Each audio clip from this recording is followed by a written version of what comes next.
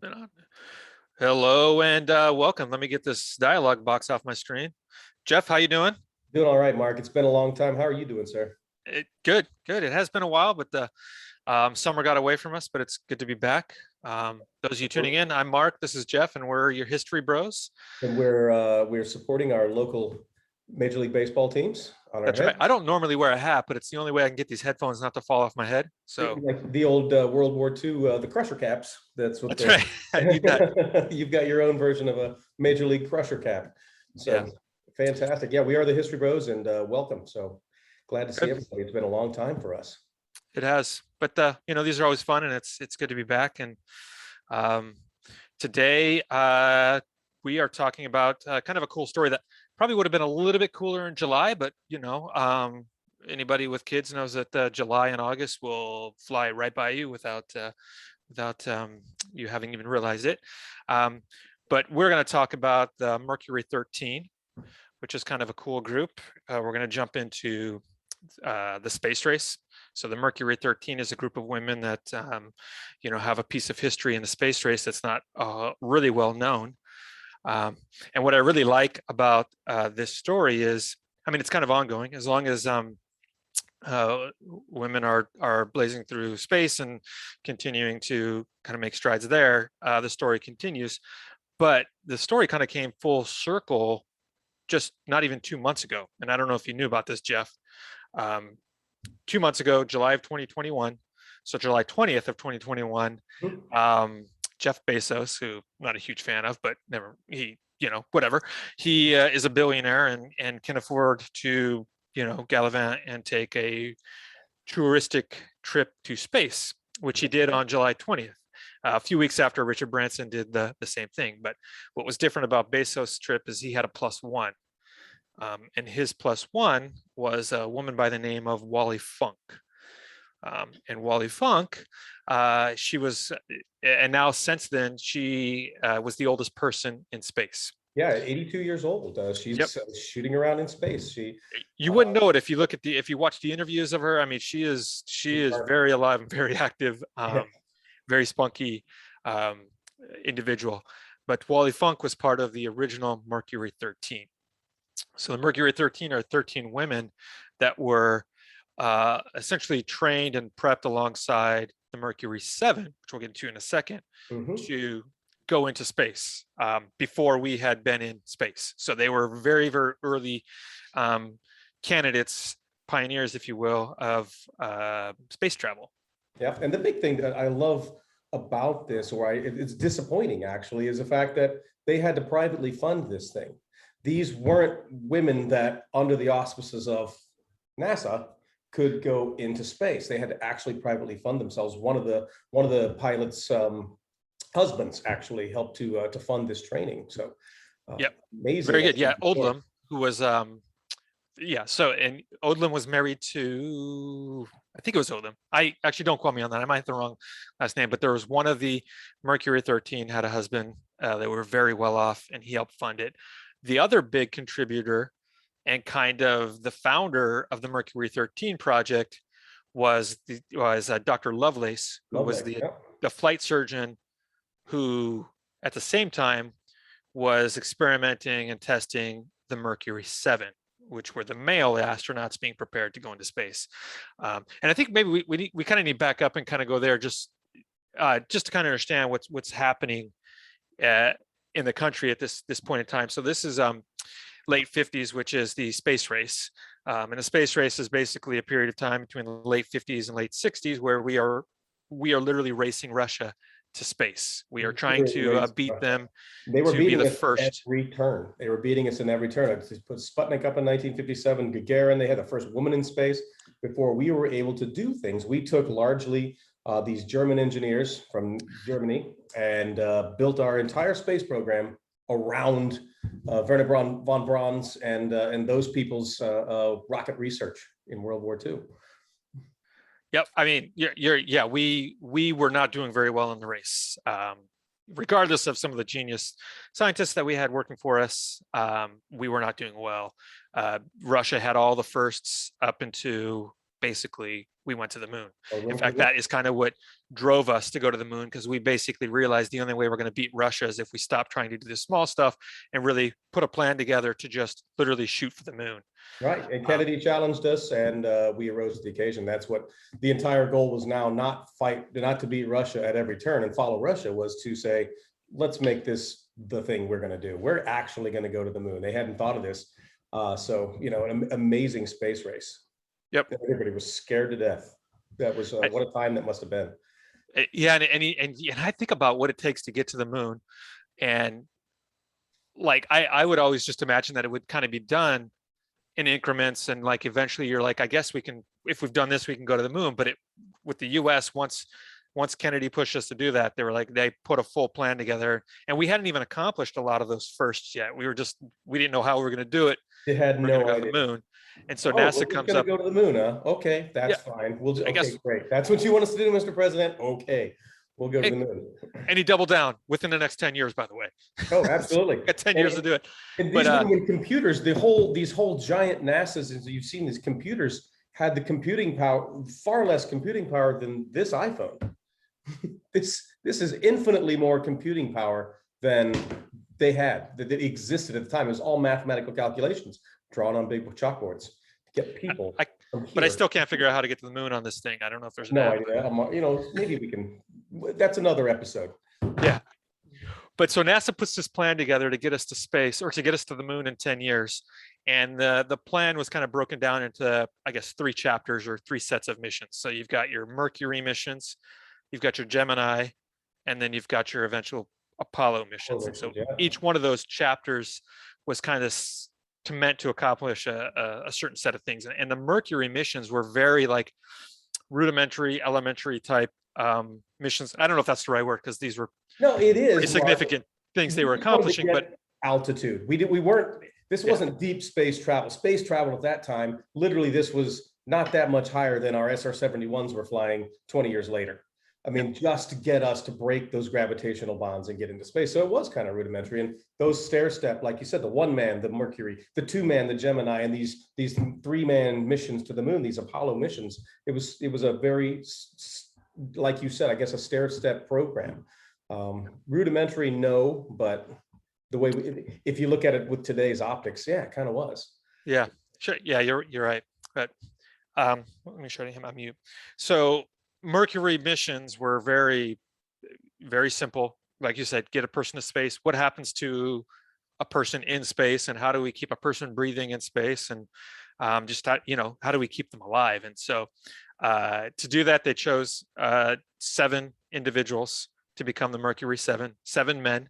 And I'm sure there was a huge candidate pool that they kind of whittled down to these 7 guys, and all 7 of them were either Air Force or Naval pilots, fighter pilots. Test pilots, exactly. Some of them were test pilots. Had to have degrees. Those were the 2 requirements, engineering degrees, which John Glenn, interestingly, did not meet that requirement. They waived it for him. But the rest of them were all engineers who were test pilots. Amazing guys. And pretty impressive histories. They either in World War II and or Korea. A lot of them there were aces, and there is some significant medal winners. So they were did some pretty heroic stuff.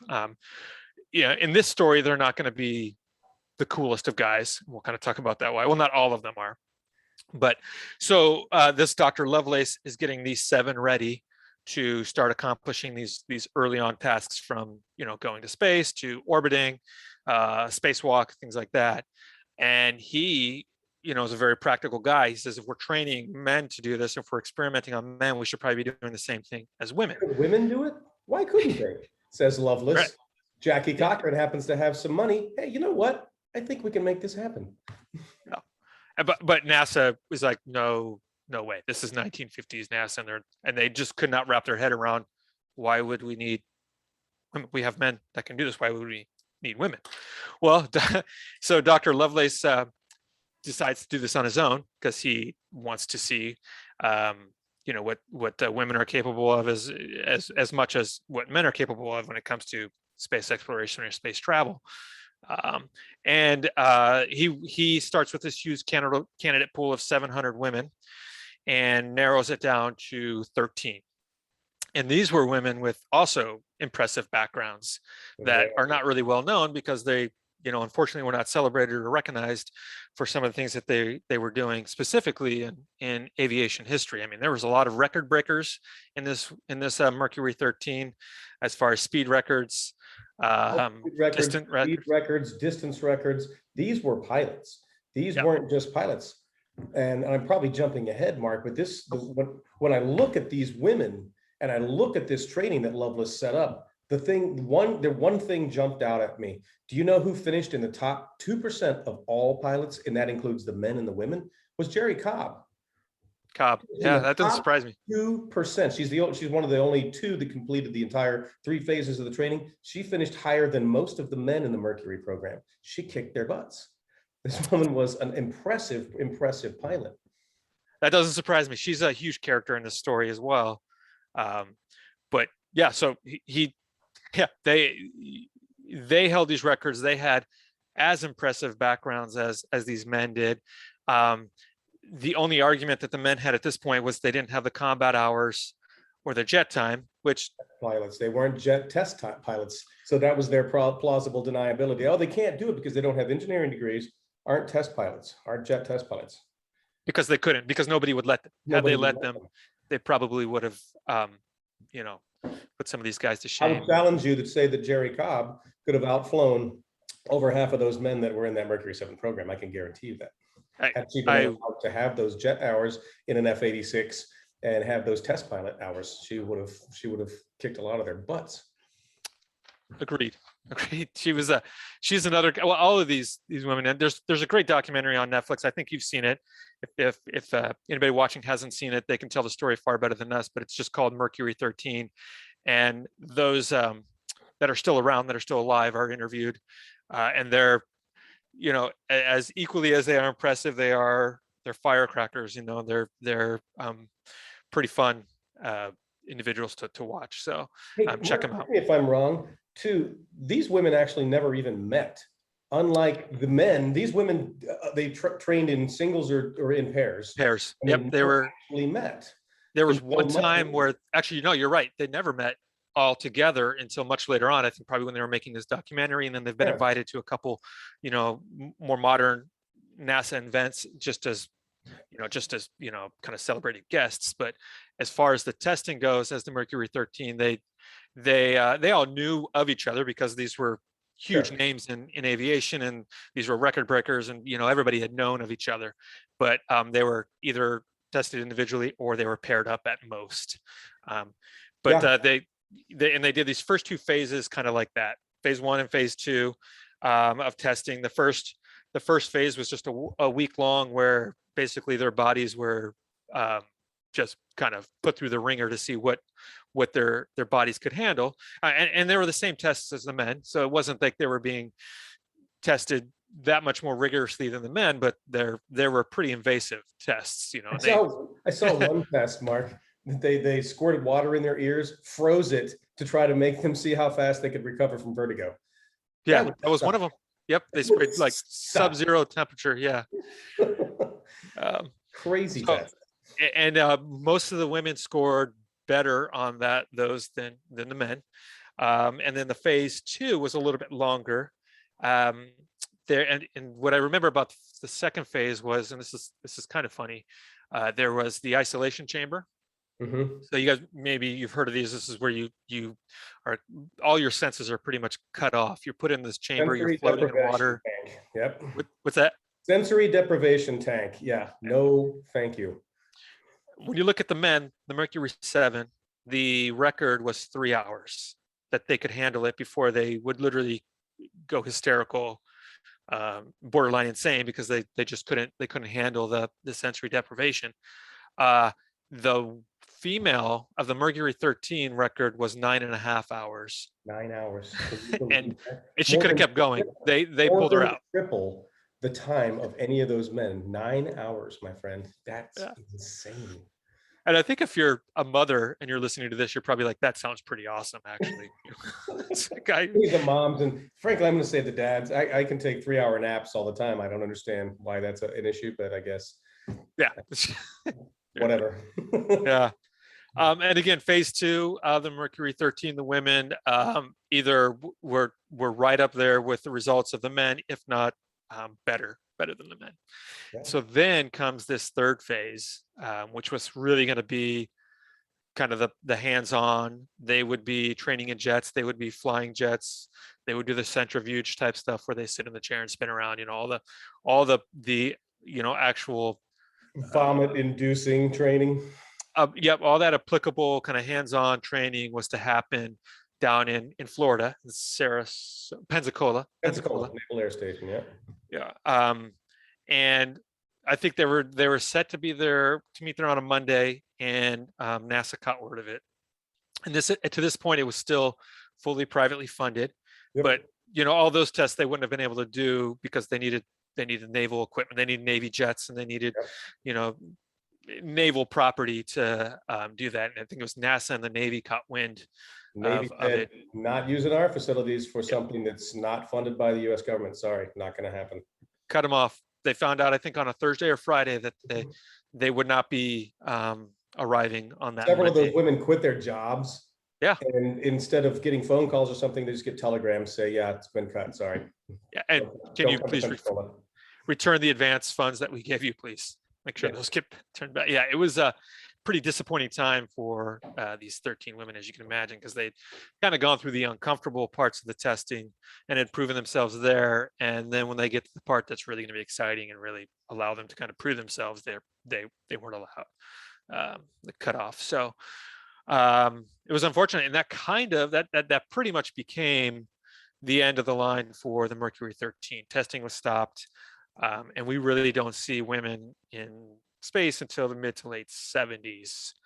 Yeah, they did bring back the program where they still weren't necessarily, they were called mission specialists when they brought them in first. They were not full-fledged astronauts. They gave them their own name, a mission specialist, which sort of, it brings some of the questions. But one of the big questions to me were, obviously we're putting today's optics on 1959, 1962, which is maybe not fair, but I think it's always good to examine those sorts of things. And how did some of these men actually think? And correct me if I'm wrong, Mark, wasn't Gordo Cooper's women one of the women considered for this, and Gordo bombed her? Was it Gordo? Yeah, so I looked into that. She was not part of the Mercury 13. No, but I believe she may have been part of a female candidate pool later on, probably during the Apollo. But I can't find anything concrete on that. But granted, I didn't put significant research into that. But I do know she was an impressive pilot. And Gordon Cooper, who was one of the Mercury 7, was one of the more outspoken men against women being part of this program. Despite his wife being a very impressive, decorated pilot. I mean, she was an outstanding flyer. Yeah. And he spoke out against it. I think that a lot of those women sort of felt like they were, again, nothing more than second-class citizens. They were afraid. One of the things I saw from NASA people was, when I can't remember which spokesman it was, is, well, how many are we going to lose to, getting pregnant or leaving to take care of the kids or whatever like this, and not looking at it from the fact that these are actual pilots. Their goal is to be a pilot. So it kind of, if they were going to lose these women to those things, they probably would have already. I mean, the women had already proven themselves as aviators. It was an excuse. Yeah. It was an excuse, just like the excuse that they're able to say, oh, well, you don't combat pilots, you're not checked out in jets, and you don't have an engineering degree. It just gave them plausible deniability again to relegate them to sort of second-class citizens, despite the fact that Mary and Dietrich is the Dietrich twins, I think. Were twins, yep. Yeah, two twins who, these were outstanding pilots. Yep. Mary, I think Janet was their sister. Janet. Janet, yes, Janet Dietrich. Yeah. Gene Hickson. Gene Hickson was a hero to so many. Some of these pilots were legitimately fantastic, aviators, and not to mention Jerry Cobb, who to me is the most impressive of all of them. If she didn't have, the Y chromosome, she would have been every bit the equal of any of those Mercury 7 astronauts. Yeah.